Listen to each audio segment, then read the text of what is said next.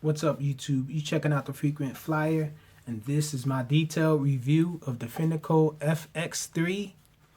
And this is the quad here. This thing looks really awesome.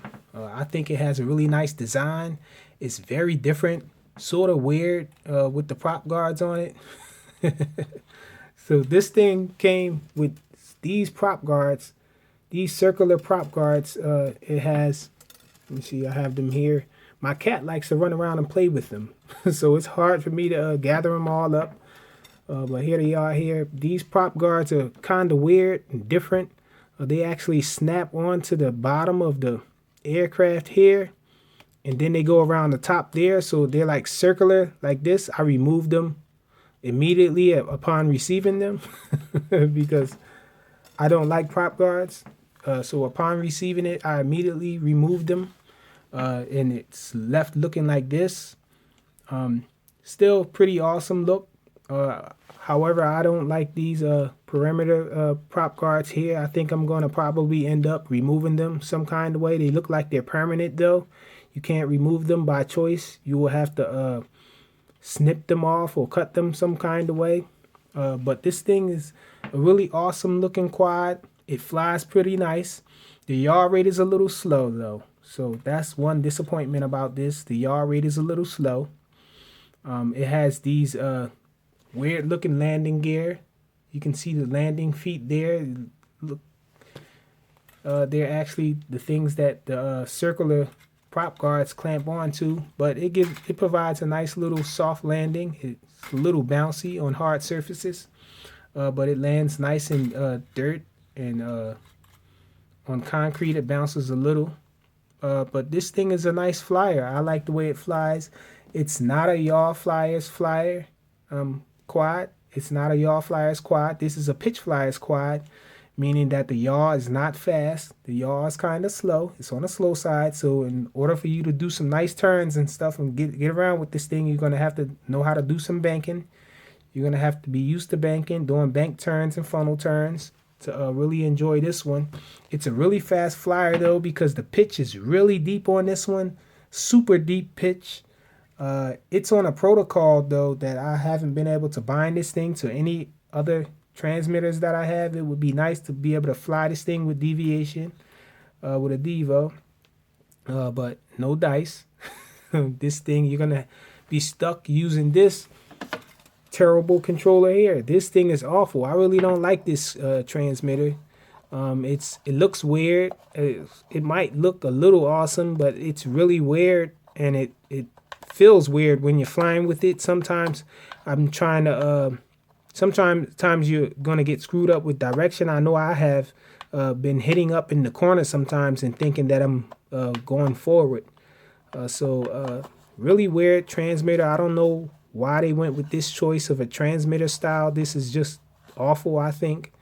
It does have the switch here for rates, so you can actually, that's one nice thing about it, you can actually start off on high rates.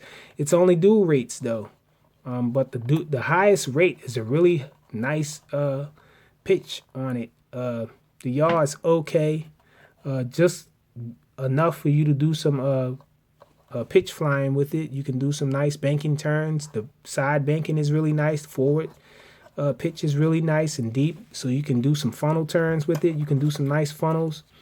This thing is a nice flyer if you don't mind the yaw being slow in the bad transmitter here. It does have headless mode. You hit this button here and it goes into headless mode. You hit it again, it comes out of headless mode. Pretty easy implementation of headless mode. It does work. You press in the stick over here to flip. You press it in, then pick the direction you want to flip in. It flips kind of nice.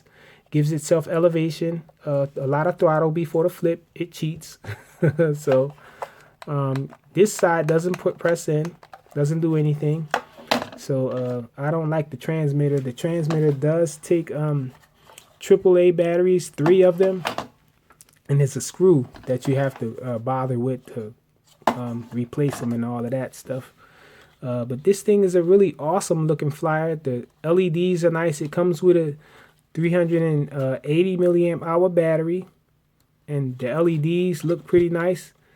It's in a plus configuration. It has white LED in the front and blue on each side, and then there's red in the back. On each point, it has LEDs, and it works really well in flying at night because you can clearly see the blue light on the side and the red in the back, white in the front when you're flying from the side. When you're flying towards you, you can clearly see that the red is in the back and the white is in the front. Same thing flying away from you. So you see that red in the middle with the blue. You don't see the white too much unless you're doing a hard pitch. It does get a little confusing. It can be, I guess, but it hasn't confused me. I've been able to navigate pretty well with this thing at night. Really nice flyer, I think so. But I am a pitch flyer. But if you depend on yaw when you're flying, this is not an indoor flyer at all. The yaw is too slow to fly it indoor well. Even with this deep pitch, it's hard to fly it indoors because the yaw is just too slow. But outdoors, this thing is really nice. Outdoors, you can fly. It flies really fast. The battery life isn't so good though. I've been getting like 5 minutes of flight time. You can fit the 500 milliamp hour batteries in here, but I didn't go as much as to fly them around because it stuck out a little bit. So I didn't really fly it with the 500 milliamp hour batteries in here, but they do fit. Oh yeah, it has a unique sound. It's not too loud, but it's not very quiet. It's somewhere in the middle there. Has a pleasant sound. Yeah, this thing is a pretty nice flyer though. I like it. And the instructions manual, my kids did something with it. I can't find the instructions manual. Didn't need it. Everything is straightforward pretty much though. There's not many features on it. It does have headless mode, but this is just one button there off to the side for you to easily be able to go in and out of headless mode.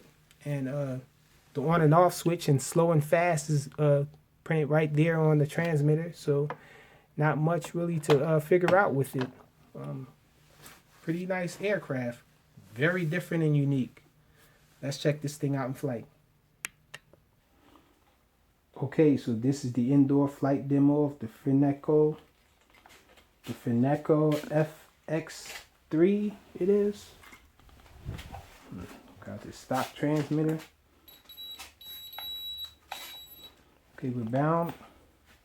We're going to start off in low rates.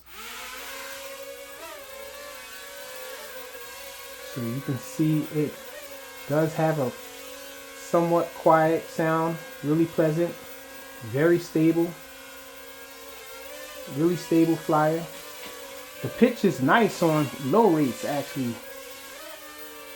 The yaw, not bad, a little on the slow side, but not bad. You can, you can crash as I just did. But that's not what I was going to say. I was going to say that you can get funnels going with it in low rates. This is strictly an outdoor quad, I think, though. Unless you're going to be there, you can be daring and fly it indoors if you're a nice pitch flyer. But for the most part, this is an outdoor quad. You can see the aileron pitch on low rates is really nice. So this thing can fly fast on low rates. So on high rates, the pitch is insane. We're on high rates now. So this is side flying in high rates. And we have a low battery. So let's get a nice battery in here.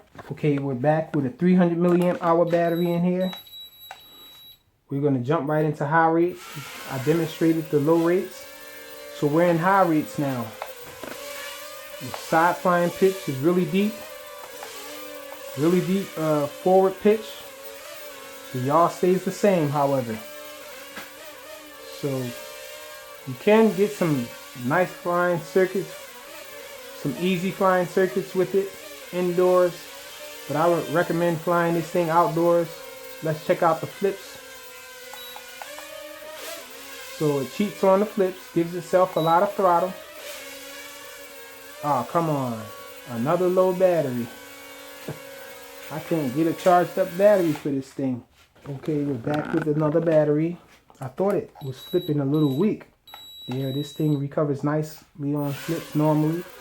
Okay, we got a nice charged battery in here now. So let's check out the flips.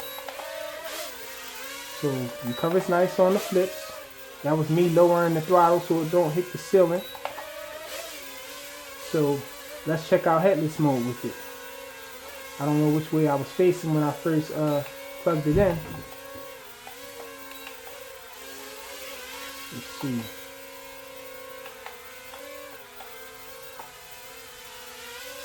Headless mode doesn't seem to be responding.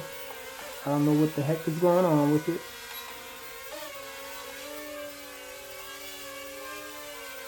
It's just sort of not allowing me to fly back and forth with it. So I don't know what that's about. Headless mode isn't working.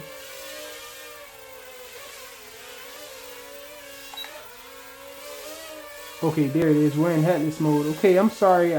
So that button on the top isn't for headless mode. That's actually to calibrate the accelerometers. The headless mode is done by pressing in the left stick. So that's what gets it into headless mode. The headless mode was losing its bearing a little. There. Let's take this thing outdoors and fly it outside, because I think this is really an outdoor flyer.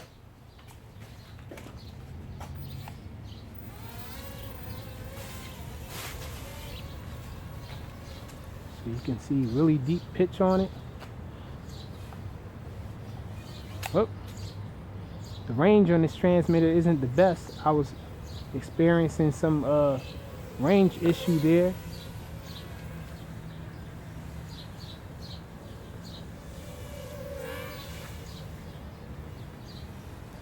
A lot of Wi-Fi interference here though in my neighborhood, so it probably will fly better or get better range in other areas.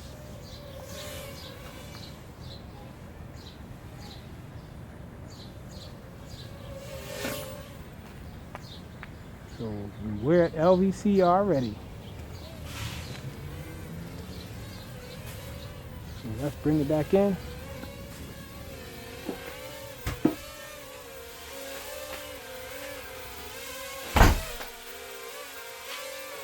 Let's see how long it takes for LVC to actually drop it.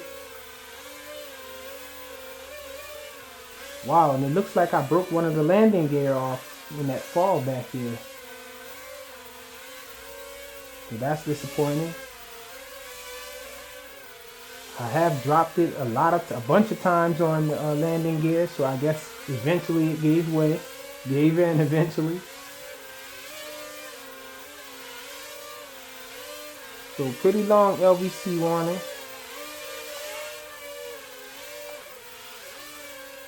Might be a false LVC warning because this battery is pretty charged up. It was a fully charged battery, and there it goes. Guess it was a real LVC warning. So that's it. The Fineco FX3. Thanks for watching.